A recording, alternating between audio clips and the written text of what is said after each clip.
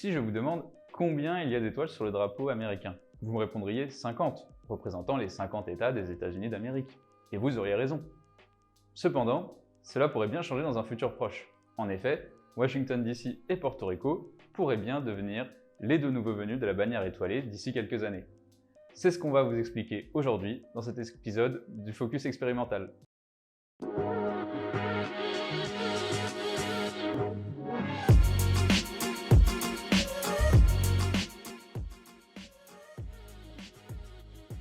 Commençons par Porto Rico avec un petit peu de contexte. L'archipel se compose de plusieurs îles, l'île de Porto Rico et une multitude d'autres îles plus petites, pour une population de 3 millions d'habitants, principalement des chrétiens hispanophones. Ethniquement, l'île est très différente du continent, puisqu'il s'agit d'un melting pot entre les populations européennes, africaines et natives sur son sol. Porto Rico a fait partie de l'Empire espagnol pendant presque 4 siècles, jusqu'à la guerre hispano-américaine de 1898. Après la défaite, les Espagnols ont cédé l'île ainsi que Cuba et les Philippines aux Américains contre 20 millions de dollars. Depuis cette époque, le territoire de Porto Rico est considéré comme non incorporé avec un statut de Commonwealth. Pour être plus clair, il s'agit d'un statut où le territoire est considéré comme rattaché aux États-Unis tout en étant souverain sur son propre territoire avec son propre gouvernement et son propre congrès. Cependant, les Portoricains ne peuvent pas voter aux élections américaines. Depuis maintenant plusieurs années, les indépendantistes, les démocrates et les républicains locaux se déchirent autour de la question de l'étatisation du territoire, notamment avec les référendums de 2012 et 2017. Le 3 novembre 2020, alors que tout le reste du pays a les yeux rivés sur la présidentielle, Porto Rico organisait un référendum historique. La population était appelée à s'exprimer sur le futur du territoire caraïbéen. Porto Rico doit-il être immédiatement admis en tant qu'État au sein de l'Union ? C'est le pour qui l'emporte pour la première fois de son histoire avec 50,8% des suffrages, renforçant ainsi les résultats des référendums passés. Pour Washington DC, la donne est un peu différente.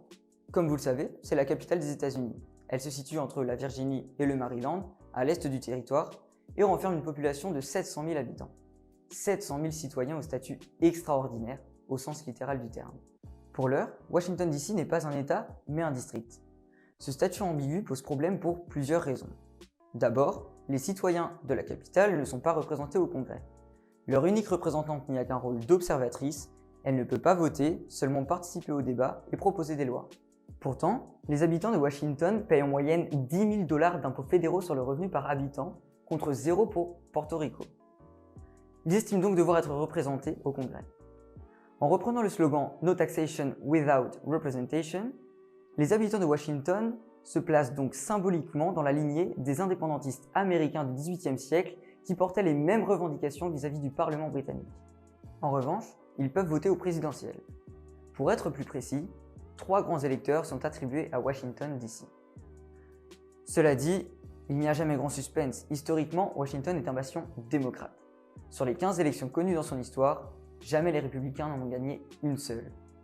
Plus parlant encore, ils n'ont jamais dépassé les 21% de voix pour, et c'était en 1972 avec l'élection de Richard Nixon. Les dernières élections n'ont pas dérogé à la règle.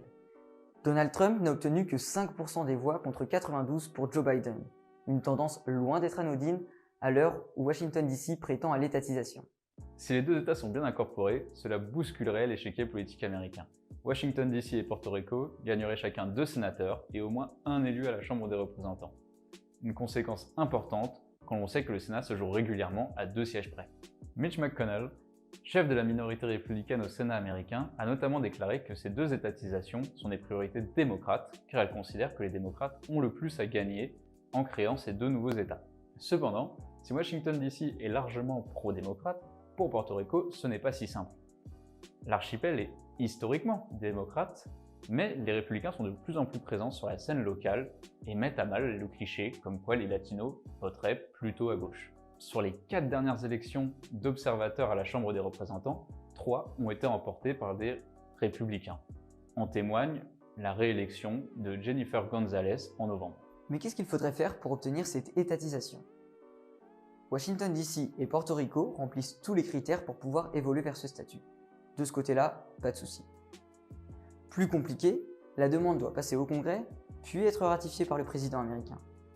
Enfin, un référendum est mis en place auprès des populations locales pour confirmer le souhait de rejoindre les États-Unis d'Amérique. Tous les éléments semblent donc réunis pour que cela se fasse. Mais cette procédure peut prendre beaucoup de temps, à l'image de l'incorporation dans l'Union du Michigan qui a pris plusieurs dizaines d'années. Ces 2 nouvelles étoiles sur le drapeau, ce n'est pas forcément pour tout de suite. C'est tout pour ce premier épisode du Focus expérimental, on espère qu'il vous aura plu et n'hésitez pas à nous faire vos retours en commentaire. À la semaine prochaine.